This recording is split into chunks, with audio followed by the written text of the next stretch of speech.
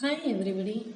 Today we are going to see in this video chapter 10. Chapter 10, what we are going to see means formal letters and official communication. Okay, how we are going to write the formal letters.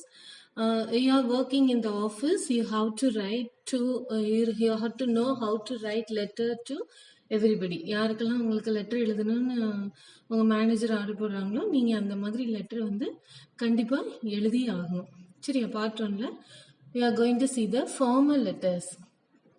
Improve their business communication skills, then understand the importance of formal letters in business communication. Business communication la formal letters எவ்வளோ important இருக்கு. Become familiar with the various types of formal letters. மேனேஜருக்கு எழுதுறது, manager எந்த கம்பெனிக்கு எழுது அந்த கம்பெனிலேருந்து reply letter எழுதுறது, அப்புறம் என்னெல்லாம் ஆர்டர்ஸ் வேணும் அந்த மாதிரி லெட்டர்ஸ் எழுதுறது, இதெல்லாம் வந்து நம்ம வந்து இந்த ஃபார்மல் லெட்டர்ஸ்ல எழுதுறோம்.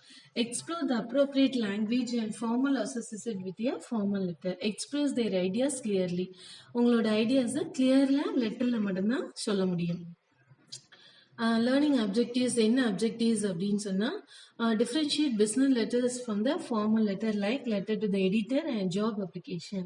எடிட்டருக்கு எழுதுறதுக்கும் ஜாப் அப்ளிகேஷனுக்கும் எப்படி டிஃப்ரென்ஷியேட் கண்டுபிடிக்கலாம். Understand the subject matter carefully and include relevant information. Subject மேட்டரை நல்லா கேர்ஃபுல்லாக அண்டர்ஸ்டாண்ட் பண்ணிட்டு நம்ம ரிப்ளை பண்ணணும். இல்லை அந்த ஆஃபீஸில் கேர்ஃபுல்லாக அண்டர்ஸ்டாண்ட் பண்ணிட்டு அந்த லெட்டரை எழுத ஆரம்பிக்கணும். Organize content logically and systematically. Use proper format while writing. Proper format use பண்ணி நம்ம லெட்டர் வந்து எழுதணும். சுமையானதான லெட்டர் எழுதக்கூடாது. So format is more important while you are writing letter. Write letters using appropriate language and style. Yesterday I told you the vocabulary class. The vocabulary, so many of you, so many words you have to study. When you are a strong vocabulary students means you have to know more 1,000, 50,000 about the word. So that's only you have to know your language and style. Practice writing different types of formal letters. Daily you have to write different types of formal letters. You have to practice. Then only it's easy for you to study. So introduction. Letters are a traditional and popular method of communication. இதான் traditional method, ரொம்ப பாப்புலரும் ட்ரெடிஷ்னலும் கூட letter எழுதுறது. A letter is a written message sent from one party to another that contains important information. Letters perform the function of bringing friends or relatives close together. இப்போ வந்து நமக்கு mobile இருக்கு, மொபைல்ல message எப்படினாலுமே நம்ம எழுததான் செய்யணும்.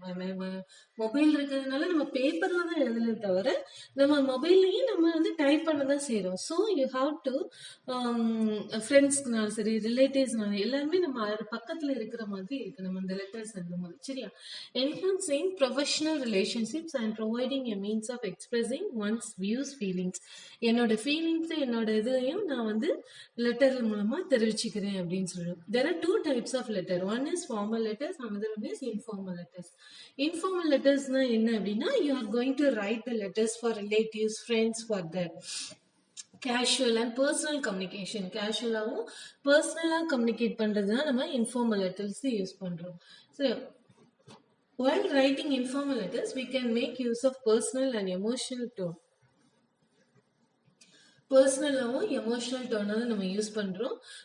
So there is no specific format. அதுக்கு வந்து format ரொம்ப எதுவும் இருக்காது. சும்மா ஜஸ்ட் வந்து நம்ம ரைட் உங்கள் message, body of the message, date, யார் எழுதுறா அப்படின்றத நம்ம ஜஸ்ட் அது மட்டும் தான் எழுத போகிறோம். ஆனால் formal, here see the formal letter. Formal லெட்டரில் எப்படி பண்ண போகிறோம் அப்படின்னு சொன்னால் there is more differentiate from informal to formal letters. Formal letters are used for official and professional communication. இது வந்து எல்லாமே வெளி உலகத்துக்கு. நீங்க வந்து ஆஃபீஸ் போறீங்க அப்படின்னு சொன்னா, ஆஃபீஸ்க்கு போறீங்க அப்படின்னா அந்த ஆஃபீஸ்ல நீங்க மேனேஜரா இருக்கீங்க. மேனேஜர் வந்து யாருக்கெல்லாம் அந்த ஆஃபீஸ்ல உள்ள எல்லா இன்ஃபர்மேஷனும் அந்த மெசேஜ் வந்து அடுத்தவங்களுக்கு பாஸ் ஆகணும்னு இருக்கப்போ அஃபிஷியலாகவும் ப்ரொஃபஷனலாகவும் கம்யூனிகேட் பண்றது only through the letter. They are written with a particular well-defined objective or set of objectives in mind and not for the sake of arbitrary correspondence. எல்லாமே ஒரு செட் பண்ணி இதுதான் எழுதணும் அப்படின்னு மைண்ட்ல செட் பண்ணி வச்சுக்கணும். அப்பதான் அந்த மெசேஜ் வந்து ஈஸியா ரீச் ஆகும் அப்படின்னு சொல்லணும். As opposed to informal letters, there is a manner prescribed for writing formal letters. These letters are concise and written in a specific format using for using formal language.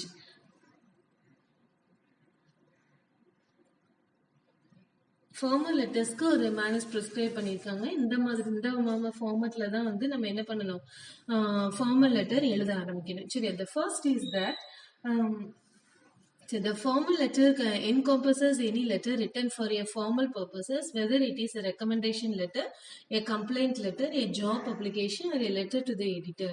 Formal அப்ளிகேஷன்லாம் எப்படி இருக்குமோ அப்படின்னா recommendation letter இருக்கும், அப்புறம் complaint letter கொடுக்கலாம், job application letter, letter to the editor, இதெல்லாம் வந்து formal letter.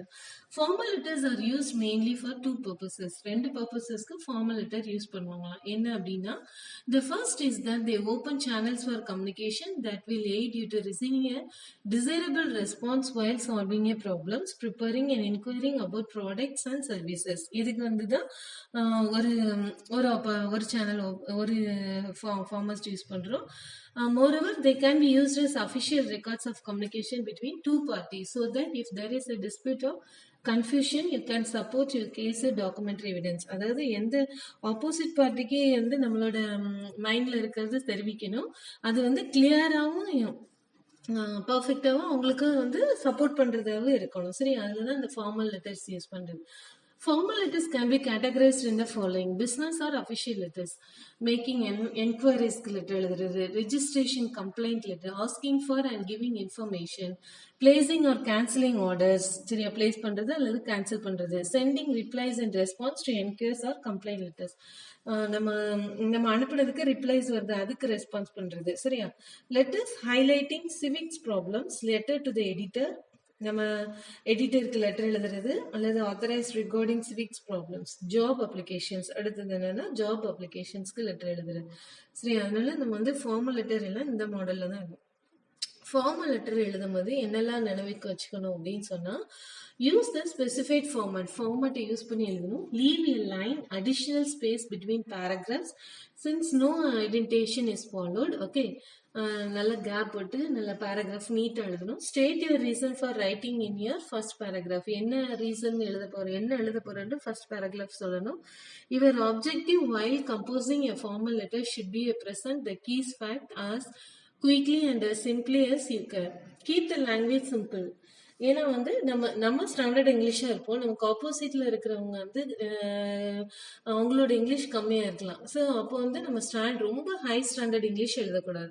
நார்மலா சிம்பிளா இருக்கிற ஸ்டாண்டர்ட் இங்கிலீஷ்ல தான் நம்ம எழுதணும். சரியா, formal does not mean complicated. Use simple language that is easy to read and understand. எது சிம்பிள் லாங்குவேஜ் எழுதினீங்க அடுத்தவங்களுக்கும் அதை ரீட் பண்ணியும் அண்டர்ஸ்டாண்ட் பண்ணியும் ஈஸியா இருக்கும். சரியா, at all times add details and information that will make the address receiver's take easy. For example, if you are writing to organization to apply for a job, mention the post என்ன போஸ்ட்னு apply பண்ணணும், along with a qualification, experience, இதெல்லாம் அதில் எழுதிருக்கணும். அப்புறம் service எழுதிருக்கணும், எந்த model number, years of purchase, invoice, இதில் வந்து ஒவ்வொரு இதுலையும் invoice number etcetera, about the product along with the description of the problem you are facing. இந்த இதெல்லாம் ஒரு அட்ரஸ் ஒரு லெட்டர் எழுத போனோம்னா இது எல்லாமே என்ன பண்ணணும் இருக்கணும். சரியா, if you wish to refer the previous letters to conversations, payments, etc., provide details such as date.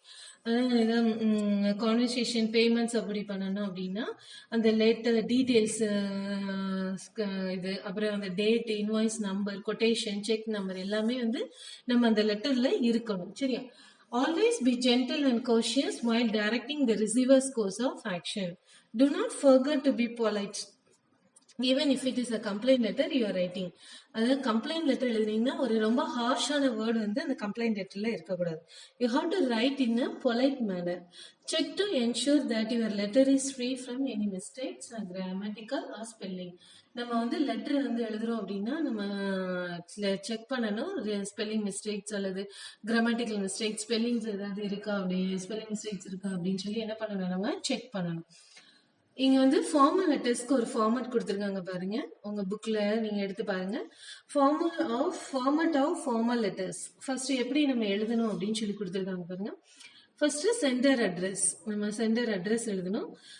அடுத்தது வந்து date, designation, name of address, address of the addressee, salutation எதுக்காக எழுதுறோம், யாருக்கு எழுதுறோம், அப்புறம் சப்ஜெக்ட் என்ன சப்ஜெக்ட்னா மெயின் சப்ஜெக்ட் என்ன ரீசனுக்காக எழுதுறோம்னு அதை முதலே மென்ஷன் பண்ணிடணும். அப்புறம் கண்டென்ட் எழுத ஆரம்பிக்கணும். Introduction, body of the message, இதெல்லாம் வந்து என்ன பிளேசிங் ஆர்டர், இது நம்ம ஸ்கூல்லேயே நிறைய படிச்சிருப்போம். So it's easy for you if coming like this means. So you have to use the format. இந்த ஃபார்மட் யூஸ் பண்ணி நீங்கள் எழுதினாலே உங்களுக்கு வந்து நல்லா மார்க்ஸ் ஸ்கோர் பண்ண முடியும். சரியா? அப்புறம் காம்ப்ளிமெண்ட்ரி, க்ளோசியர், ட்ரூஸ்லி ஆர் சின்சியர்லி, சிக்னேச்சர், அப்புறம் டெசிக்னேஷன் சென்டர் யார், அந்த இதெல்லாம் வந்து நீங்கள் எழுதி வச்சுக்கணும். சென்டர்ஸ் அட்ரஸ், டேட்டு, இதெல்லாம் வந்து ரொம்ப important. The centres complete address and contact details must be added to the டாப்ல வந்து சென்டர்ஸ் அட்ரஸ் இருக்கணும். அடுத்தது டேட் இருக்கணும். அடுத்தது சாலிட்டேஷன் இருக்கணும். என்ன ரீசன், அந்த டியர் மேடம், சார், அந்த இதை எழுதிக்கணும். சரியா? அப்புறம் சப்ஜெக்ட், என்ன சப்ஜெக்ட், அப்புறம் கண்டென்ட் கொடுத்துருப்பாங்க, இன்ட்ரடக்ஷன் கொடுத்துக்கணும், அப்புறம் பாடி ஆஃப் த மெசேஜ் ஏற்கனவே உங்களுக்கு ஃபார்மட் மேலே கொடுத்துருக்கேன், அந்த இதை பார்த்துக்கோங்க. சரியா? அப்புறம் conclusion. The conclusion is the declaration of the writer's purpose of writing, expectation for the receiver. Examples கொடுத்துருக்காங்க, அந்த எக்ஸாம்பிள்ஸை பார்த்துக்கோங்க. சரியா?